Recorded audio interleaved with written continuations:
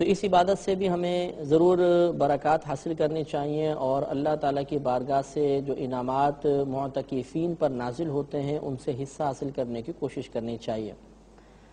اور کم از کم اپنی پوری زندگی میں ایک بار تو اعتکاف کرنا ہی چاہیے۔ اس سے پہلے کہ میں اعتکاف کے فضائل اور اعتکاف کے دیگر مسائل کے بارے میں عرض کروں، پہلے ہم اس کی اقسام بیان کرتے ہیں کہ اعتکاف کی 3 قسمیں ہوتی ہیں۔ ایک اعتکاف واجب ہوتا ہے، دوسرا اعتکاف سنت مؤکدہ علی الکفایہ ہوتا ہے، اور تیسرا اعتکاف نفل اعتکاف کہلاتا ہے۔ واجب اعتکاف تو وہ ہوتا ہے جو ہم نے منت وغیرہ مانی ہو، جب ہمارا وہ کام ہو جائے گا تو ہم پر اعتکاف واجب ہوگا۔ مثال کے طور پر کوئی شخص بیمار ہے، اس نے اللہ کی بارگاہ میں آواز کے ساتھ اس طرح کہا کہ یا رب کریم اگر میں اس بیماری سے اچھا ہو گیا تو تیری رضا کی خاطر 3 دن کا 4 دن کا کروں گا، تو جب اس کو صحت حاصل ہو جائے گی تو اب اس شخص پر ان دنوں کا اعتکاف کرنا واجب ہوگا۔ دوسرا سنت موقدہ علی الکفایہ ہوتا ہے۔ سنت موقدہ کا مطلب آپ کو معلوم ہے کہ جس عبادت کا کرنا باعث ثواب ہوتا ہے اور 1-2 بار ترک کرنا گناہ اور برا اور ترک کرنے کی عادت بنا لینے سے انسان گناہگار ہوتا ہے۔ لیکن علی الکفایہ کا مطلب یہ ہوتا ہے کہ وہ عبادت اگر بہت سارے لوگوں کے طرف سے پورے شہر میں سے ایک شخص بھی ادا کر لے گا تو سب کے سب بری ذمہ ہو جائیں گے۔ لہذا اعتکاف سنت موقدہ علی الکفایہ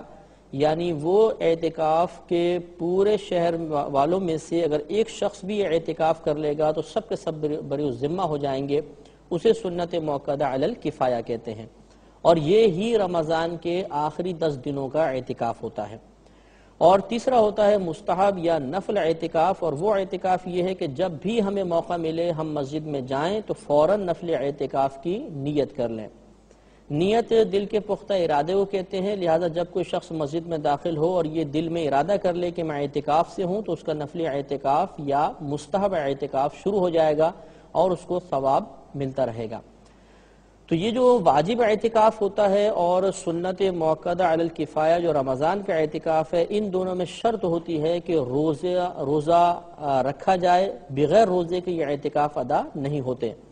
جبکہ نفلی اعتکاف کے لیے روزہ شرط نہیں ہوتا، چاہے آدمی روزہ دار ہو چاہے بلا روزے کے ہو، جب بھی مسجد میں جائے اعتکاف کی نیت کر سکتا ہے۔ تو ہمارا آج کا موضوع رمضان کے 10 دنوں کا اعتکاف ہے، جنہیں ہم سنت موقدہ علی الکفایہ کہتے ہیں۔ یہ اعتکاف نبی کریم صلی اللہ علیہ وسلم کی سنت کریمہ ہے، چنانچہ بخاری و مسلم کی روایت ہے، سیدہ عائشہ صدیقہ رضی اللہ تعالی عنہا ارشاد فرماتی ہیں کہ نبی کریم صلی اللہ علیہ وسلم نے رمضان کے آخری عشرے کا اعتکاف فرمایا، بلکہ بعض روایات میں پورے مہینے آپ کا معتکف ہونا بھی ثابت ہے، چنانچہ ابو داؤد شریف کی روایت ہے نبی کریم صلی اللہ علیہ وسلم نے رمضان کے اول 10 دنوں کا اعتکاف کیا، پھر درمیانی 10 دنوں کا کیا، اور جب آخری یعنی 20واں اعتکاف کا دن آیا تو آپ نے حجرہ مبارکہ سے یعنی مسجد سے اپنا سر باہر نکالا اور ارشاد فرمایا کہ میں نے شب قدر کو پہلے عشرے میں تلاش کیا، مجھے نہ ملی، پھر دوسرے عشرے میں تلاش کیا، نہ ملی، تو اب وہ مجھے بتایا گیا ہے کہ وہ شب قدر رمضان کے آخری عشرے میں ہے، تو جو میرے ساتھ اعتکاف کرنا چاہے وہ اعتکاف کر لے۔ تو یقیناً آپ کی اس دعوت پر کثیر صحابہ کرام نے آپ کے ساتھ اعتکاف فرمایا، تو اس سے معلوم ہوا کہ نبی کریم صلی اللہ علیہ وسلم اپنی حیات طیبہ میں اعتکاف فرماتے رہے ہیں، اور اسی روایت سے اجتماعی اعتکاف کا ثبوت بھی حاصل ہوا کہ نبی کریم صلی اللہ علیہ وسلم کی دعوت پر صحابہ کرام نے آپ کے ساتھ اعتکاف کیا، تو یہ ایک اجتماعی اعتکاف کی صورت بن گئی تھی، لہذا اجتماعی اعتکاف جیسے بہت سے لوگ کرتے ہیں یہ بالکل جائز ہے اور سنت سے ثابت ہے۔ اعتکاف ایک بہت اچھی عبادت ہے اور اس میں اللہ تبارک و تعالی نے بہت ثواب رکھا ہے، چنانچہ ابو داؤد شریف کی روایت ہے نبی کریم صلی اللہ علیہ وسلم ارشاد فرماتے ہیں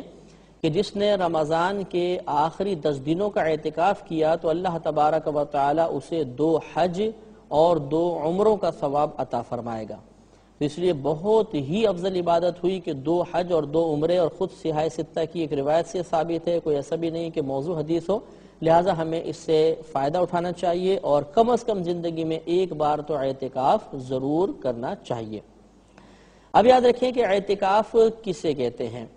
اعتکاف کا مطلب یہ ہوتا ہے کہ بانیت عبادت اللہ تبارک و تعالی کی رضا کی خاطر مسجد میں اپنے آپ کو روک لینے کا نام اعتکاف ہے۔ تو معتکف وہی شخص ہوتا ہے جو اللہ کی رضا کی خاطر عبادت کی نیت سے مسجد میں اپنے آپ کو 10 دن تک روکے رکھتا ہے، تو یہ اعتکاف سنت موقدہ ہوتا ہے، وہ معتکف کہلاتا ہے اور اس کو یہ ثواب وغیرہ حاصل ہوگا۔ اس اعتکاف کے لیے جامع مسجد ہونا، یعنی جس مسجد میں جمعہ ادا کیا جاتا ہے ایسی مسجد کا ہونا شرط نہیں ہے۔ لہذا یہ ایسی مساجد میں بھی ہو سکتا ہے جہاں پر جمعے کے علاوہ جماعت قائم ہوتی ہو، جمعہ قائم نہ ہوتا ہو،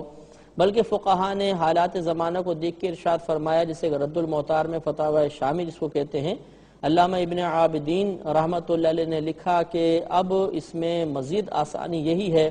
کہ لوگ ہر قسم کی مسجد میں اعتکاف کر سکتے ہیں، چاہے اس میں جماعت باقاعدہ ہوتی ہو یا نہ ہوتی ہو۔ ہاں یہ ضرور ہے کہ اگر آپ نے ایسی مسجد میں اعتکاف کیا جہاں جمعہ نہیں ہوتا مثلا، تو آپ جمعے کی نماز کے لیے دوسری مسجد میں جا سکتے ہیں، ختم ہو جائے تو پھر اپنی مسجد میں آ جائیں۔ اسی طریقے سے اگر اس مسجد میں جماعت باقاعدہ نہیں ہوتی اور قریب مسجد میں جماعت ہو رہی ہے تو جا کر وہاں پر جماعت سے نماز پڑھ سکتے ہیں اور واپس اپنی مسجد میں آ جائیں، تو اس سے اعتکاف پہ فرق نہیں پڑے گا۔ یہ بھی یاد رکھیں کہ سب سے افضل اعتکاف مسجد الحرام میں، جو مکۃ المکرمہ کی مسجد ہے جس میں کعبۃ اللہ موجود ہے، اس مسجد میں اعتکاف کرنا سب سے زیادہ افضل ہے۔ اس کے بعد مسجد نبوی میں، یعنی نبی کریم صلی اللہ علیہ وسلم کی مسجد میں، اس کے بعد جس مسجد میں جمعہ ہوتا ہے، پھر اس کے بعد جس مسجد میں جمعہ نہیں ہوتا لیکن جماعت ہوتی ہے، اور اس کے بعد اس مسجد میں جس میں جمعہ اور جماعت کچھ بھی نہیں ہوتی۔ تو یہ ترتیب ہے ثواب کے اعتبار سے، تو سب سے زیادہ ثواب مسجد الحرام کا اور دوسرے نمبر پر مسجد نبوی کا ثواب ہے۔ یاد رکھیں کہ خواتین بھی رمضان کا اعتکاف کر سکتی ہیں۔ سیدہ عائشہ صدیقہ رضی اللہ تعالی عنہا سے روایت ہے کہ نبی کریم صلی اللہ علیہ وسلم کے پردہ فرما جانے کے بعد آپ کی ازواج اعتکاف کیا کرتی تھیں، لیکن یہ یاد رکھیں کہ عورت کے لیے مسجد میں جا کر اعتکاف کرنا مکروہ ہوتا ہے۔ یہ گھر میں ہی اعتکاف کریں گی، لیکن اس کے لیے ضروری ہوتا ہے کہ یہ اپنے گھر میں ایک نماز کی جگہ مخصوص کر لیں،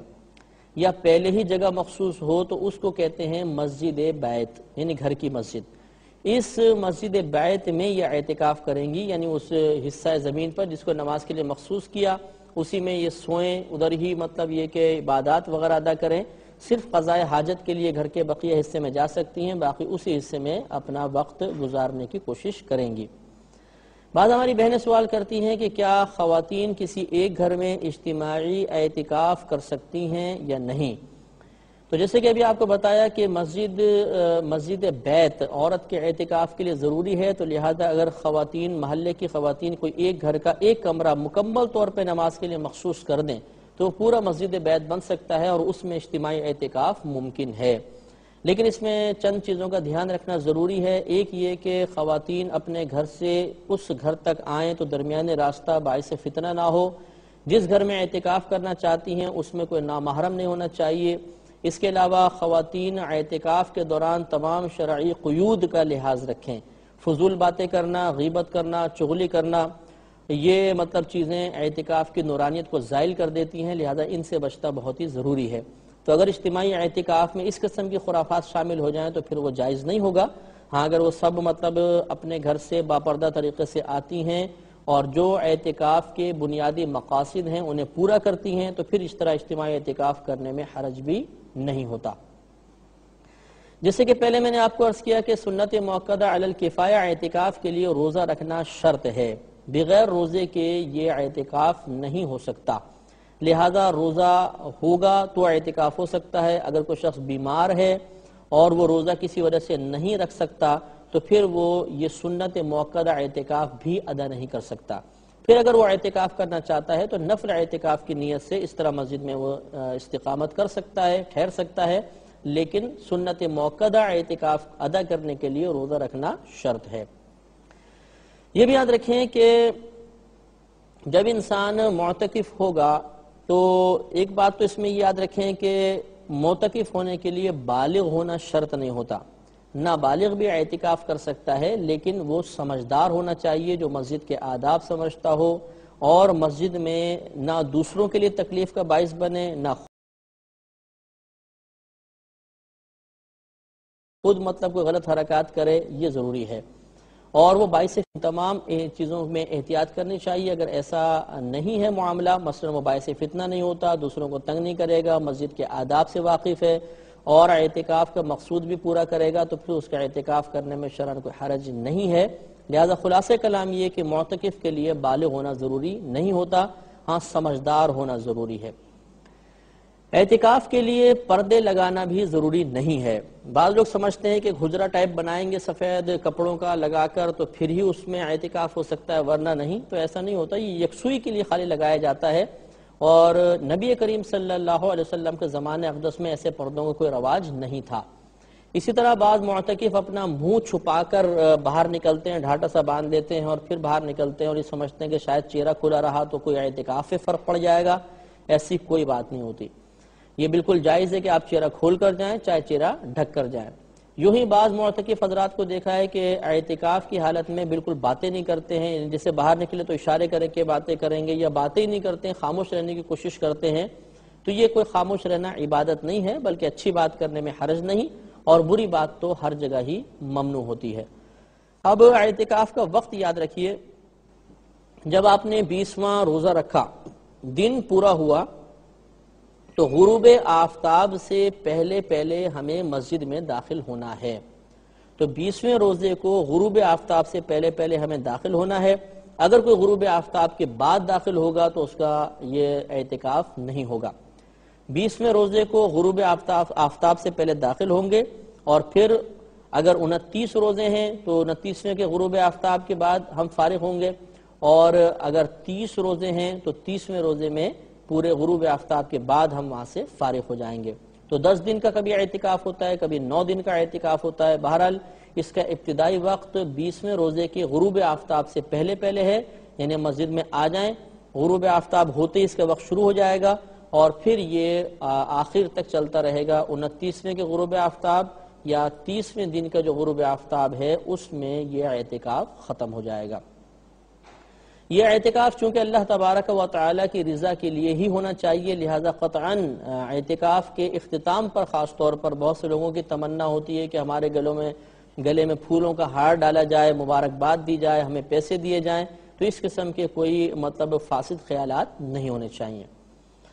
اب سوال بیدار ہوتا ہے کہ دوران اعتکاف ہم کیا کریں؟ تو یاد رکھیے کہ معتکف سمجھ لیجئے اس لیے مسجد میں آتا ہے کہ وہ اللہ تبارک و تعالی سے مغفرت کا پروانہ لے کر جائے۔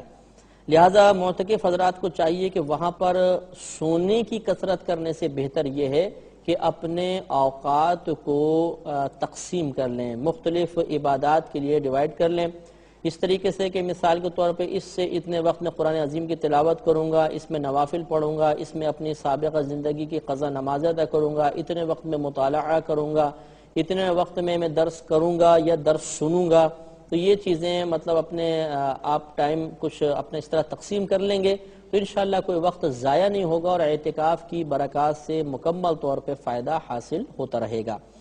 تو معتکف مسجد میں ہر کام وہ کر سکتا ہے جو جائز کام ہوتا ہے، لہذا قرآن پاک کی تلاوت کرنا، ذکر الہی کرنا، درس سننا، نعت پڑھنا، نعت سنانا۔ بعض لوگ یہ سوال کرتے ہیں کہ کیا مائک استعمال کر سکتے ہیں کہ نہیں؟ تو معتکف کی آواز اگر مسجد سے باہر نکلے تو کوئی اعتکاف سے فرق نہیں پڑتا، تو لہذا اگر وہ مائک استعمال کرنا چاہیں تو مائک بھی استعمال کر سکتے ہیں، بشرطے کہ کسی کے لیے باعث تکلیف نہ ہو، لیکن اس سے اعتکاف پہ کوئی فرق نہیں پڑے گا۔ تو اس طریقے سے اپنے اوقات اور خاص طور پر شب قدر جب آئیں، ان تاک راتوں میں تو خصوصاً پوری رات عبادت کرنی چاہیے، معتکف کو سونا ہرگز نہیں چاہیے۔ بہرحال سونا منع بھی نہیں ہے، لیکن اچھا ہے اپنا جا کر وقت گزاریں اور زیادہ سے زیادہ اللہ تبارک و تعالی کی رضا حاصل کرنے کی کوشش کریں۔ اب یاد رکھیں کہ معتکف کے لیے مسجد سے بلا عذر باہر نکلنا ممنوع ہوتا ہے۔ یہاں ہم یہ کہہ سکتے ہیں کہ بعض چیزیں ایسی ہیں جن سے اعتکاف ٹوٹ جاتا ہے۔ ان میں ایک چیز یہ ہے کہ اگر انسان بغیر کسی حاجت کے مسجد سے ایک لمحے کے لیے بھی باہر گیا، چاہے بھول کر ہی نکل گیا ہو، اس کا اعتکاف فوراً ٹوٹ جائے گا۔ لہٰذا اب تو مسجد کی 4 دیواری میں وضو خانے بھی ہیں، استنجا خانے بھی ہیں، تمام چیزیں ہوتی ہیں۔ پہلے دور میں نہیں ہوتی تھیں تو لوگوں کو مسجد سے باہر نکلنا پڑتا تھا اور جا کے وہ قضاء حاجت وغیرہ پوری کرتے تھے۔ اب یہ تمام معاملات مسجد کی 4 دیواری میں ہیں، لہٰذا اب مسجد سے بلا عذر باہر نہیں نکلنا چاہیے، بلکہ انہی جو مقامات ہیں ان میں فراغت وغیرہ حاصل کرنی چاہیے۔ لیکن بہرحال اگر بالفرض کسی مسجد کے استنجا خانے وغیرہ ایسے ہیں کہ وہاں پر طبیعت کراہت کرتی ہے، گھن محسوس ہوتی ہے، اور وہاں پر یا رش بہت زیادہ ہے اور قضاء حاجت بہت شدید ہے، تو چند یہ ضرورتیں ہیں جن کی بنا پر باہر نکلا جا سکتا ہے۔ لہذا اگر پیشاب کی شدید حاجت ہے، قضاء حاجت ہے، یا مطلب مثال کے طور پر نہانے کی حاجت ہو گئی، غسل واجب ہو گیا اور مسجد میں نہانے کا انتظام نہیں ہے، تو ایسی صورت میں باہر جایا جا سکتا ہے، لیکن جیسے ہی حاجت پوری ہو فوراً اپنے مسجد میں واپس آ جائیں۔ اور اس میں بھی اگر ایک مقام قریب ہے ایک دور ہے تو دور والے میں نہ جائیں بلکہ قریب والے میں جا کر اپنی حاجت کو پورا کریں اور فوراً مسجد میں آ جایا جائے۔ ایک سوال یہ پیدا ہوتا ہے کہ کیا یہ جو وضو خانہ ہے یا استنجا خانہ ہے اس میں بلا عذر معتکف جا سکتا ہے کہ نہیں؟ تو فقہا نے اجازت دی ہے کہ وضو خانے وغیرہ پر اگر وہ مسجد کی 4 دیواری کے اندر ہے بلا عذر جانا بھی جائز ہوتا ہے، لیکن بلا ضرورت وہاں پر بیٹھنا وغیرہ جائز نہیں ہے۔ اپنے ضرورت کے لیے جائیں، یا جیسے ہاتھ وغیرہ دھونے گئے اور پھر فوراً اپنے اندر مسجد میں تشریف لے آئیں تاکہ مسجد کی مکمل طور پہ برکات حاصل ہوتی رہیں۔ ایک مسئلہ یہ بھی پوچھا جاتا ہے کہ بسا اوقات مسجد میں احتلام ہو جاتا ہے تو کیا اس سے اعتکاف ٹوٹ جاتا ہے؟ تو یاد رکھیں کہ جس سے روزہ ٹوٹے گا اس سے اعتکاف بھی ٹوٹ جائے گا، جس چیز سے روزہ نہیں ٹوٹتا اعتکاف بھی نہیں ٹوٹے گا۔ چونکہ روزہ اعتکاف کے لیے شرط تھا، لہذا جس چیز سے روزہ ٹوٹے گا جب روزہ گیا تو اعتکاف بھی ٹوٹ جائے گا۔ چونکہ احتلام سے روزہ نہیں ٹوٹتا، اسی وجہ سے پھر اس سے مطلب اعتکاف پہ بھی کوئی فرق نہیں پڑے گا، لیکن اتنا مسئلہ ضرور ہے کہ اگر معتکف کی آنکھ کھلی اور اس نے محسوس کیا کہ مجھے احتلام ہو گیا ہے تو وہ ایک لمحہ بھی اب مسجد میں نہیں ٹھہر سکتا، بلکہ حکم یہ ہوگا کہ فوراً تیمم کرے، چاہے وہ قریبی جو مطلب فرش ہے سنگ مرمر کا اس سے کر لے، یا دیوار اگر چونے کی ہے تو چونے کی دیوار سے وہ فوراً تیمم کرے اور پھر وہ مسجد سے باہر نکل جائے، اور باہر نکل کے پھر کسی سے کپڑے وغیرہ منگائے، غسل وغیرہ کرنے کے بعد مسجد میں آئے۔ لہذا اگر کوئی شخص کو کسی کو احتلام ہوا اور وہ ویسے ہی لیٹا رہا تب بھی گناہگار ہوگا، اور بغیر تیمم کیے مسجد سے باہر نکلا تب بھی گناہگار ہوگا۔ لہذا فوراً اٹھنا ہے اور فوراً تیمم کر کے پھر باہر نکلنا ہے۔ یہ بھی یاد رکھیں کہ دوران اعتکاف دنیاوی باتیں نہیں کرنی چاہیے، حتی الامکان دینی باتیں ہی کریں، دنیاوی باتیں کرنا بلا عذر مکروہ ہوتا ہے۔ اعتکاف کے دوران حتی الامکان اپنا وقت ضائع نہیں کرنا چاہیے، خوب عبادات کرنی چاہیے، اور اپنے گھر والوں کے لیے، اپنے دوستوں کے لیے، رشتہ داروں کے لیے کثرت کے ساتھ دعائیں کرنی چاہیے، کیونکہ معتکف کی دعا بہت مقبول ہوتی ہے اور اللہ تبارک و تعالی اس کی دعا کی برکت سے دوسروں کی بھی بخشش کا سامان کرتا ہے۔ آخری مسئلہ یاد رکھیں کہ اگر خدا نخواستہ کسی وجہ سے اعتکاف درمیان میں ٹوٹ گیا تو اب اس کی قضا کرنی ہوگی، اور قضا کا طریقہ یہ ہوتا ہے کہ رمضان گزر جانے کے بعد کسی بھی دن آپ ایسا کریں کہ مثلا غروب آفتاب سے پہلے مسجد میں داخل ہو جائیں، رات یہاں گزاریں، اس میں سحری کریں، اگلے دن کے روزے کی نیت کریں اور پھر اگلا پورا دن مسجد میں گزار لیں، تو یہ اعتکاف کی قضا ادا ہو جائے گی۔ اس کے اور بہت سارے مسائل ہیں، لیکن چونکہ ہمارے پروگرام کا وقت اب ختم ہو رہا ہے، انشاءاللہ ضروری مسائل تقریباً ہم نے آپ کی خدمت میں عرض کر دیے ہیں، بقیہ مسائل انشاءاللہ مختلف پروگرامز میں آپ سنتے رہیں۔